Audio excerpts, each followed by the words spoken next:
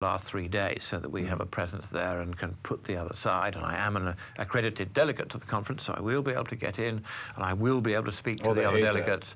They will hate it, but I don't think they'll dare try to exclude me on flimsy grounds a second time. I think they've learnt the lesson of not doing that, because it got all over the newspapers worldwide that they'd tried this on because they feared what I would do. They were right to fear it.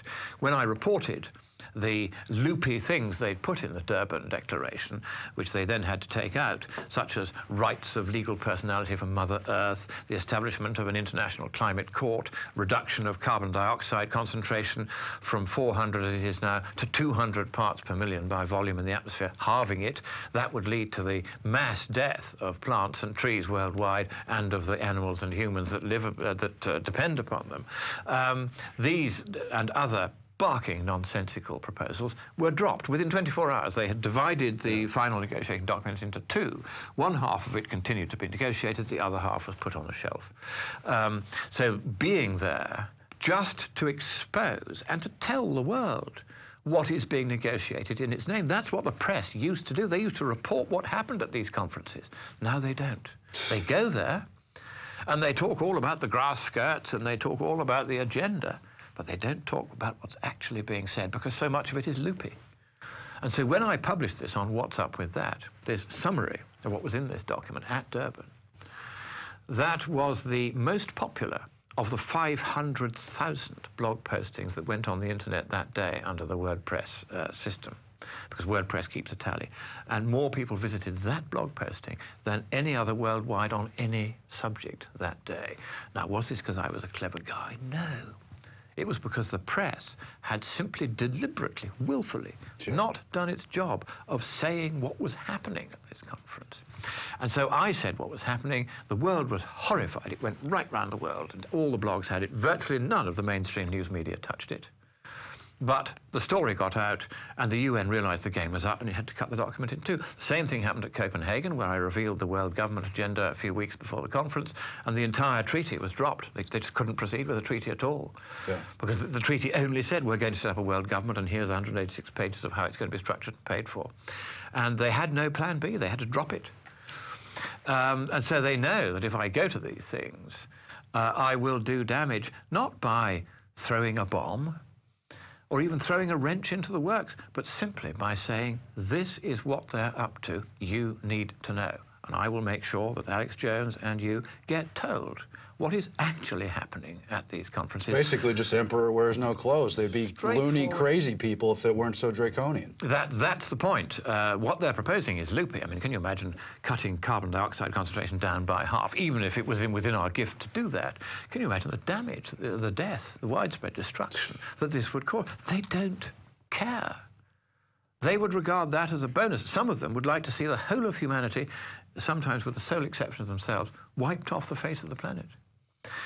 This agenda of real hatred for humanity, and in particular, real hatred for the West, this combination is very, very dangerous and very, very real and virtually not talked about. Because, hey, if you say these people have actually gone round saying, some of them, that they want to wipe out 6 humans in 7, you're regarded as some sort of extremist lunatic. But that is what these people are saying, some of them.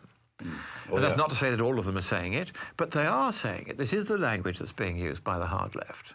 And rather than ignoring it and saying, well, that's so fringe, we can't even mention it, you have to mention it, because otherwise it stops being fringe and more people start saying it. It might be fringe if they weren't the chosen spokespeople of various elite factions. A nice example, which I mentioned earlier today on the Alex Jones show. James Hansen of NASA said several years ago that anyone who dared to question his views about the climate should be put on trial for crimes against humanity. And, of course, I and a few others spoke out against this outrageous suggestion that we should be put on trial, because what is the penalty for a crime against humanity? It is death. And what Hansen was really saying is that people like me should be killed. And so I said, this is extreme. I complained, actually, to the Inspector General of NASA, who did absolutely nothing about it. Because NASA has now been retasked under the stimulus package as a climate change monitoring agency and not a space agency. And so they're making so much money out of this climate scare that they won't touch Hansen, even though they should have fired him years ago. He's endlessly being arrested by the men in blue coats. Time, in my view, he was arrested by the men in white coats. But what is intriguing about this is that he made this suggestion a few years ago about let's put the likes of Moncton on trial for crimes against humanity because they dare to make scientific and economic questions about the climate story. That's our only crime, but that he wants us to be killed for. And you think, that is loopy. Of course it's loopy. It's wildly extreme. It's the kind of thing the Nazis did. I kid you not. There was a Norwegian professor the other day who said he wants 500,000, democracy is dangerous, has no place, and he personally has no problem identifying with Hitler and other dictatorships as long as it leads to that environmental end. That is the point. And of course, Hitler was one of the first environmentalists. The whole Volks movement was devoted to this. But you see, what is happening now is that at Penn State University, just a few days ago, they had a conference sponsored by local businesses, which was on how to silence the climate deniers. And the guy introducing this, who was some sort of a professor who appeared to be hopped up on some sort of drug. I watched this on the video that they made of it. But he was way spaced out. But he said, we have to start a conversation on declaring climate skepticism to be a crime against humanity. And you see, when they start saying it one after the other, you know that this is becoming the party line. And if we don't nip it in the bud straight away, it will become the party line. Everybody will think in the end, oh, well, of course, it's perfectly all right to kill climate skeptics. They're just inconvenient to us. The moment you start going down that extremist road without anyone challenging it, the extremist road can all too easily become the normal road. It's happened so many times in history before. And it seems to me that the role of programs like the Alex Jones Network, as it's now becoming, is precisely to sound the warning. And sometimes people will say the warning sounds as though it's been too extremist in its sounding. But if you don't blow the trumpet loudly, people won't hear you. As the Bible says, I forget exactly where, but if the trumpet give an uncertain sound, who shall go forth to battle? And here on this program, you give forth a certain and very definite sound. And if people find that deafening, so they should, because if that message doesn't get through, then the war will be won by these kooks who would declare it a crime against humanity to dare to raise legitimate scientific doubts about the climate story. We know now, for instance, that the NOAA has said that if for 15 years there hasn't been any global warming, the models are wrong. The storyline must change. They said that in 2008. Here we are 4 years later. We've now had 15 years on any measure, and perhaps 20 on some measures, without any global warming at all. And the NOAA's words must now be remembered. The climate storyline is wrong. The models were incorrect. They overpredicted the amount of warming to be expected. It hasn't happened. It isn't happening. It won't happen. There's no scientific basis for it to happen. And even if it were to happen, it would still be cheaper to do nothing about it. And yet, even with these very powerful scientific and economic points in favor of the skeptical point of view, Hansen began it, Penn State University have continued it. Those who dare to make the points like those I've just made are told that we should be treated as though we have committed a crime against humanity and killed. That's where it's going. That's how extreme and blinkered these people are. Now, we can do nothing but pray for their souls, because in Catholic theology there is a principle which is known as invincible ignorance.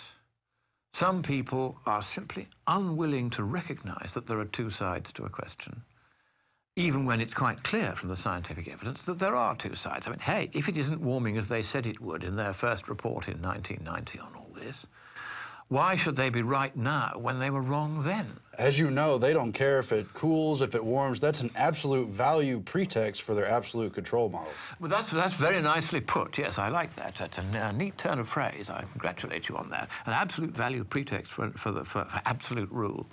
That is it. They're trying to say that any change is wrong. And of course, then if it stopped changing, they'd say, well, this climate stasis is unnatural too.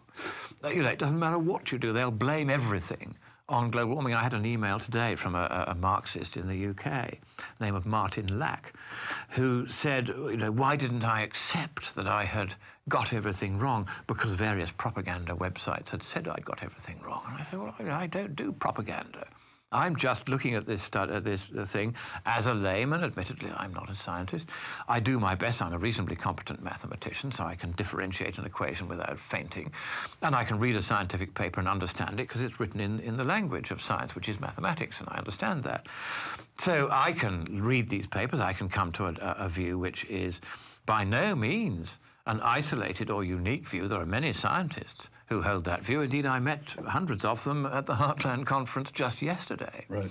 So the idea that anyone who dares to raise scientific doubts about a question where the data have now established that it's we who are right and they who are wrong, and their only way of dealing with this is to say we must be killed, that doesn't seem to me to be very grown up. And I said on Alex Jones's show earlier today that if you're thinking of sending your kid to Penn State University or of giving it any money whatsoever, whatever you do, don't. A university that allows that sort of suggestion to be made, that sort of hate speech to be put out from its own lecture theatres without any restraint, that does not deserve to be called a university at all. It must be closed down, in my view. And then we can put some of the people there on trial for crimes against academic propriety, for which the penalty is not death. It is permanent exclusion from any academic post. I think they've got another matter they need to investigate, too, from what I recall. Oh, yeah, they might well do. You might recall that there's a man there who, his name is Man, in fact, who fabricated, I think that's probably the appropriate word, a graph purporting to demonstrate that there was no medieval warm period and that therefore the last 100 years have been warmer than any previous time in the last 1300 years. That was the storyline. And of course, that is not the consensus in the literature. And of course, they always say, we must do science by consensus. Consensus is an appropriate way of doing science. Well, of course, it isn't. Aristotle knew that 2,300 years ago. But if they like to do science by consensus, then they should remember this, that the consensus among the peer-reviewed papers of paleoclimatology reconstructing the temperatures of the past 1,000 years is that the medieval warm period was real, was global, and was warmer than the present. And my good friend, Dr. Craig Idso, I saw him yesterday at this conference, he maintains a database at co2science.com of papers on the medieval warm period.